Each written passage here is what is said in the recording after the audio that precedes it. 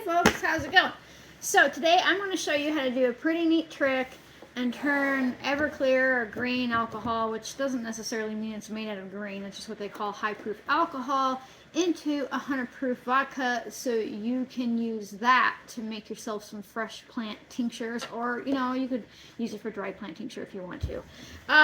But it's pretty easy to do. I get asked this question on a regular basis. There are about 17 states in the US where you can't buy Everclear. So if you're one of those states, you can just use 100 proof vodka, which is honestly my preference, and these days it's a little bit cheaper. But some states you also can't buy 100 proof, and in that case you would need to use 80 proof. But let's have a talk about that word proof, because proof and percentage are two different things. Let's say this is a bottle of 100 proof vodka sitting right here. That would mean that it is 100 proof, which means that it's 50%, almost at 25, it's 50% alcohol by volume. That means it's half water, half alcohol. So when you work with 100 proof vodka making tinctures, that means you have an exact balanced ratio of the properties that you're extracting. You have the water soluble and the alcohol soluble at a 50-50 rate, and that means that basically every drop of tincture you take is half alcohol, half water. And here's the funny thing. People often buy Everclear and follow the very scientific based method, because people will be like, oh, she's a folk herbalist, which whatever.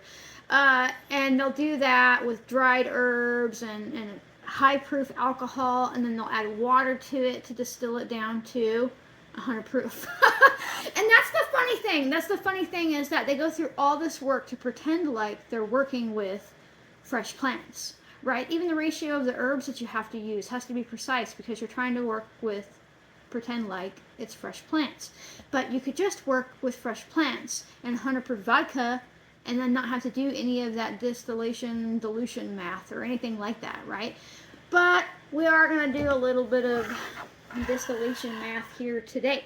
So let's say you've got yourself some Everclear, but you don't want to go spend money on vodka, or for some reason in your state Everclear is cheaper than vodka. So this bottle cost about $45, right? And this is roughly a half gallon, and it could turn into 1 gallon of 100 proof vodka.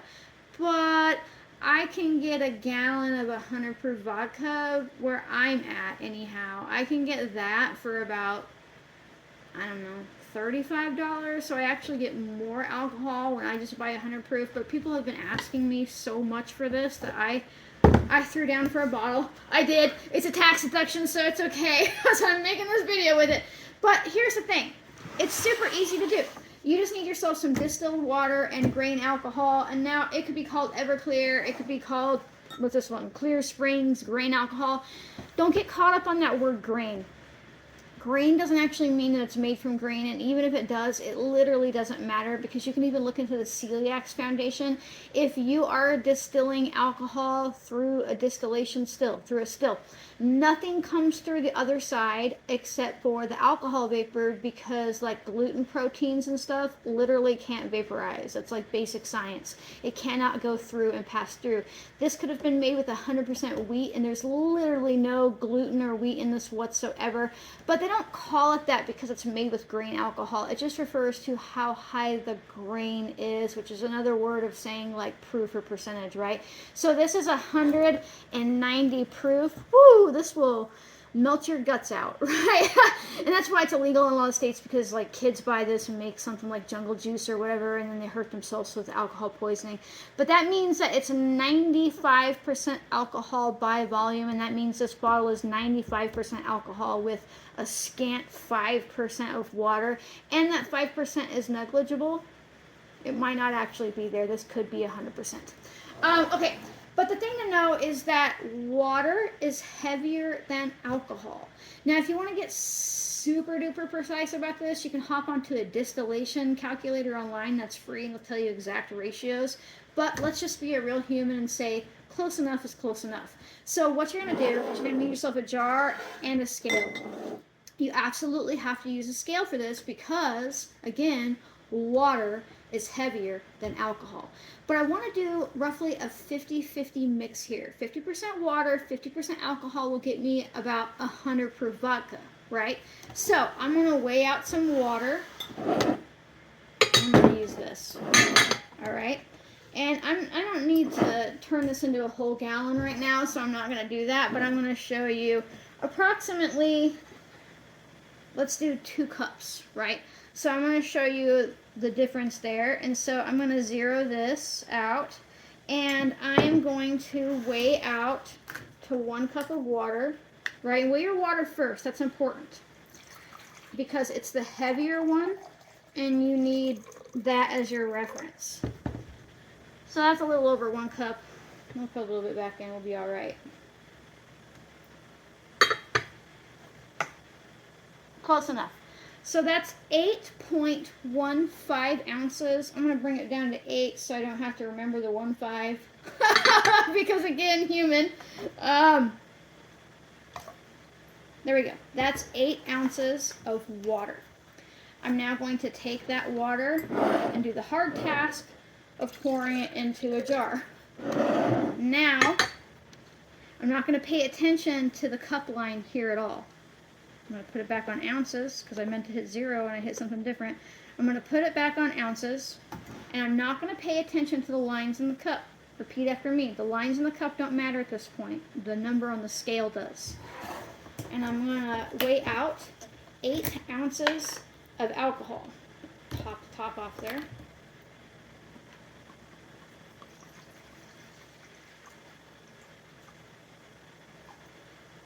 We'll be able to see the difference.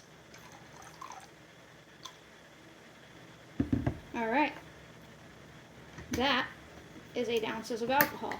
And so it's like that much different, right? It's like that much different from the 8-ounce line of water, right? And so the weights are different, so you cannot just rely on the cup to measure it. And just like that, I roughly have a couple cups of 100 proof vodka. But that did stretch this, right? Look at how much little I took. How much little? Look at how little. Look at how little I took out of there and how much I ended up with. So you roughly double the amount of alcohol that you have. But make sure that you write on here what it is, because, you know, you're like, ooh, glass of water. And then you're good to go. And now you can use this to make your tincture, right? It is really, really that easy. People overcomplicate, like, diluting alcohol or making tinctures in general, and now you just take this and use it to make your tincture or whatever you're going to do with it, right? Generally the only time that I would use grain alcohol without additional water is if I'm extracting some sort of resin like pine pitch and I want it to melt down really fast. Maybe I would do it for a few hours with something like poplar buds, but then I would add in the water right away, like after like a day or so, because I want the water soluble properties too. If I was extracting something like sandalwood bark or something like that that just needs a high amount of alcohol to dissolve it, but then again, I won't leave it like that forever. Right, like if you're doing like propolis from bees, you've got to use the high proof stuff to like cut it down and break it down. But then I add the water because I still want those water soluble properties. When you don't have the water soluble properties in your tincture, like from the plant, what happens is it's not really balanced, because a lot of these water soluble properties, they dissipate really fast when the plant matter dries. And then if it's already really well dissipated and you use dry plant matter and really high proof alcohol like this, you get literally zero of the water soluble properties because they're not being extracted. And then you end up with a tincture that is more quote unquote potent, but it's also like imbalanced. And most of the time when people have a bad reaction to a tincture, that's not because of it's an allergy to the plant. It's likely because they've used dried plant matter and like super high proof grain alcohol, and it's just too potent. And I'd even argue that some people might be able to use a tincture that they quote-unquote had an allergy to if it was made with fresh plants and 100 proof vodka over dried plants. And grain alcohol because it's not as potent. And remember, potent doesn't always mean better. You are just kind of conditioned to believe that because of the pharmaceutical world, right? We put a lot of the same ideas and concepts onto like working with plants as like healing that we do with pharmaceuticals. We want something that acts fast because we equate a reaction with health because you take a pill and it makes something change in your body and you think that's health. But the truth is, it's just forcing a reaction. It's not really health. When we work with plants and their whole matter, and we work with them in their water soluble state and just like whole plants in general, regardless if it's a tincture or otherwise, it often takes time to see the impact on our body. But we think of something as stronger, it's better because we'll instantly get better, right? So it's kind of like a little mind trick there that you kind of have to work through and like undo some conditioning about, to think that stronger is always better when in fact it could just harm you more versus help you. And then sometimes when things are more potent, your body actually spends more time trying to detox that out of you, right? Your liver goes crazy and it's like, this isn't supposed to be here, it's too strong, versus using it in a constructive way because it's not overwhelmed by the amount of compounds that you're taking in. So do with that information what you would like, but regardless of your reasoning for working with grain alcohol, if you decide to dilute it, how easy was that? You just weigh it out. Just remember that your water is heavier than your alcohol. So weigh your water first and then match the alcohol weight to your water and you'll be fine. Now, this is 100 proof, but it's more like GNS, which is like grain neutral spirits. This is still going to be more potent tasting than something like vodka would be, because one way that vodka can even be labeled vodka is it goes through some charcoal filters and such to make it taste smoother. But we're not really doing this to drink, so it doesn't really matter. You're using this for tinctures, and most of the time, by the way, you shouldn't be putting your tinctures under your tongue unless you are like trying to get like an immediate sublingual reaction to something. Like, let's say you needed to take some motherwort so you could stop having a panic attack, you'd put that directly under your tongue.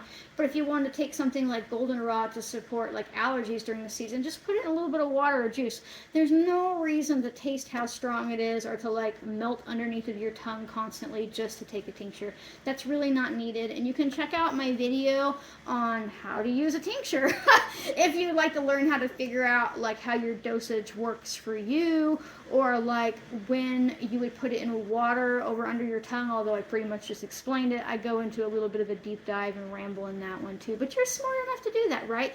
It's so easy to do this, and you can absolutely buy some Everclear if you want, but price compare. Right, because where I'm at, it was more expensive for me to buy this than it would be a gallon of vodka, and I still only end up with the same amount of vodka as if I would have bought a gallon of vodka. And I'll say it again, some states you can't buy Everclear, like 17 states. And there's also a bunch of states that prohibit 100 proof vodka. Then you can use 80 proof vodka. Now 80 proof vodka and 100 proof vodka do not need water added. Don't add water to them because they're already partially water. Right, 50 or 100 proof is 50% water, and 80 proof is 40% or 60% water and 40% alcohol. So if you're going to use 80 proof, typically what you want to do is make sure that your tinctures sit longer. Right, let them sit for an extra 2 to 3 weeks, so the lower level of alcohol has a better time or a longer time to extract what you're after. But that's it. It was so easy, right? So, if you would like to support my capacity to randomly buy alcohol for videos, or to be a real human, keep a roof over my head and 100 proof in my jar, consider becoming a member. It's just a way to throw me a couple bucks a month. There's nothing really hidden behind a paywall. You do get early access to videos like this one. Members got to watch this video first before anybody else. And you do get access to my Sundays member-only Q&As. But if you can't afford to do that, I don't even want you to worry about it. I will release this video and you'll watch it. You're watching it right now without being a member, and I have my Friday Q&As that are open for everybody. So it's not, you know, really a paywall. It's just a little bitty baby time wall. And make sure that you like, comment, subscribe, turn on notifications, and share. Sharing is super important because it helps other people realize that they're smart enough to do this too. It helps people take their health back into their hands, and it's an amazing way to support my channel, you know, and tells the algorithm that I'm like cool enough to show to people. So thanks for watching, folks, and I'll see you next time. Bye.